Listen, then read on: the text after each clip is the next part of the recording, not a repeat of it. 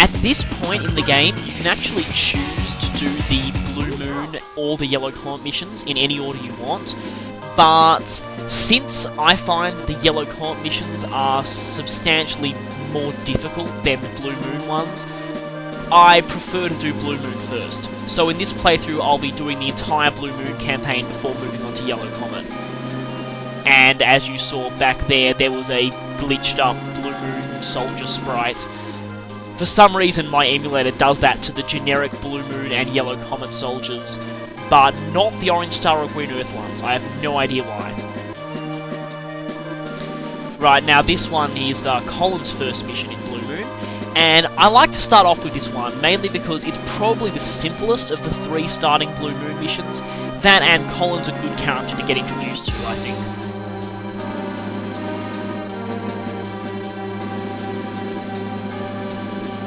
So yeah, story-wise, this is the first battle he's commanding.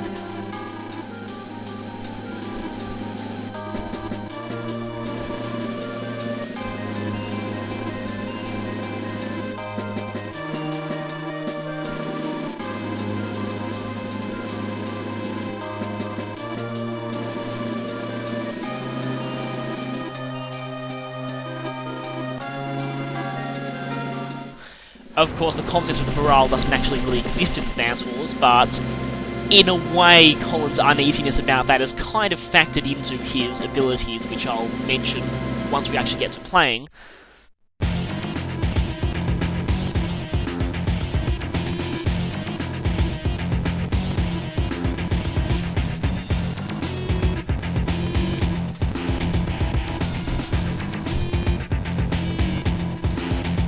Now, technically speaking, since I'm doing this one first, story-wise, she actually hasn't fought either Olaf or Grid at this point, because she wasn't in the first Advance Wars. Yeah, of course they're going to attack you anyway. Wouldn't be much of a mission if they just retreated.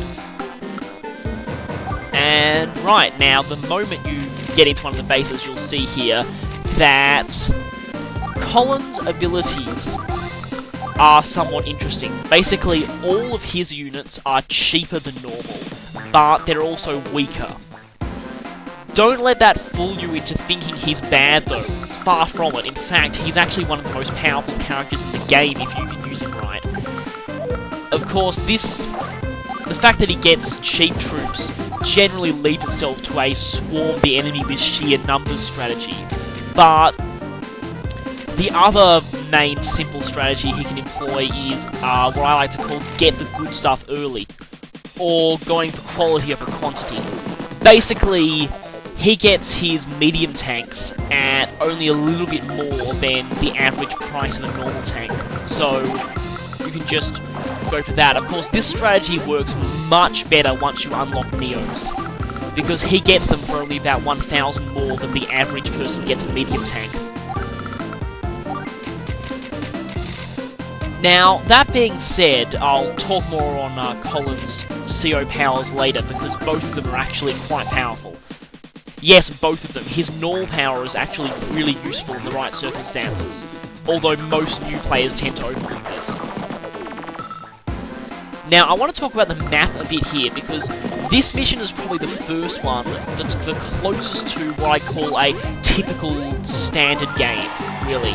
Standard victory conditions. Yeah, pretty much, this is almost a standard war room battle in a way.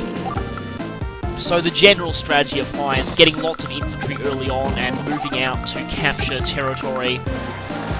But you need to keep an eye on the important properties on the map. In this map in particular, that one base there that I've already got an infantry to by use of an APC, and that airport by the river. Both of them are crucial. You'll want to try and get those as early as possible. Of course, there's nothing really to stop Lash from getting that airport near her starting area. But of course, you pretty much get a free one yourself. Now, the other thing I've used with Colin is I'm getting lots of recons early, which is good, seeing as at this point Lash can really only produce infantry, and despite the firepower disadvantage that Colin's troops have, Recon still pretty much decimate infantry.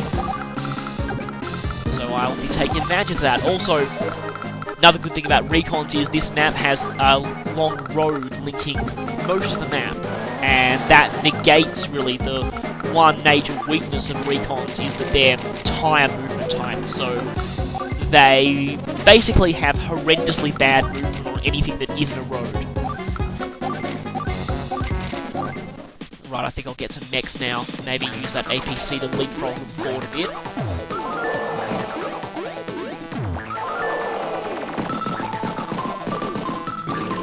Now what I'm going to try and do here is I'm going to try and use my Recons to cut off Lash's early expansion a bit.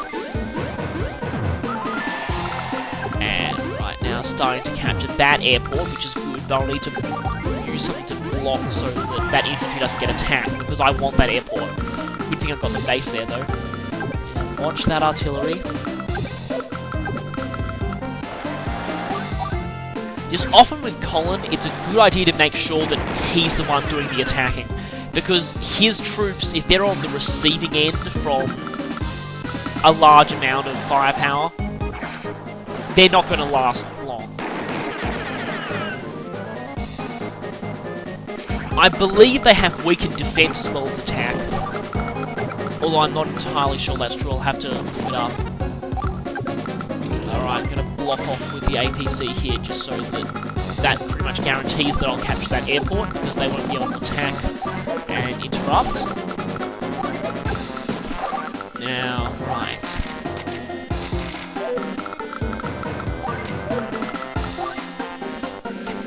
Now, the other thing I'll say about Colin is that you'll notice that the majority of the costs of his troops aren't nice, even multiples of 1,000, like they are normally, which means that Colin will tend to have quite a bit of leftover funds each turn, but these are certainly put to good use with both of his powers, which you'll be seeing a bit later. And as you can see, Colin can afford battlecopters already. That's why I recommend getting these airports early, because early battlecopters are really useful in this map. As again, making sure you get first strike on these guys, because if they do... Yeah, again, in one-on-one fights against the same unit type, like Colin's infantry versus regular enemy infantry, if the enemy attacks first, that's very, very bad for you.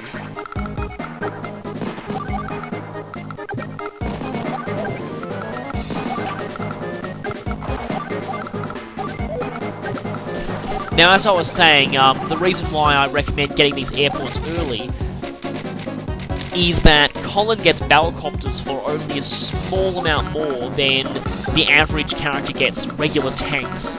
And that's frankly pretty amazing, especially now, seeing as Lash is using mostly infantry, and they really can't even scratch battlecopters. Of course, if you let Lash get too much of an income, she'll start creating her own battlecopters, and that's not so good for you, because obviously her battlecopters destroy Colin's pretty easily.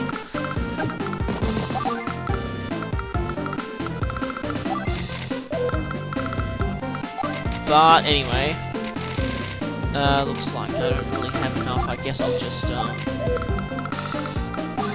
probably best to save up.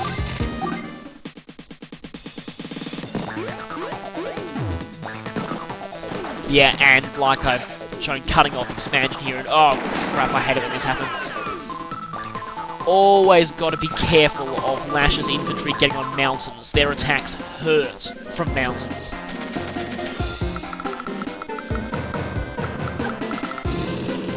But at least I've effectively cut her off from getting more territory, and I'm moving in to capture those properties she did get. Just cautiously with artillery there, and my battlecopter can't really do anything. Of course, Lash has got tanks now, which is certainly a problem.